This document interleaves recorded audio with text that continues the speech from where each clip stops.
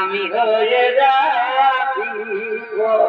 আচ্ছা কতবে আসবে আমার বিহার কতবে আসবে আমার বিহার ওই আমি যাব শ্বশুর ঘর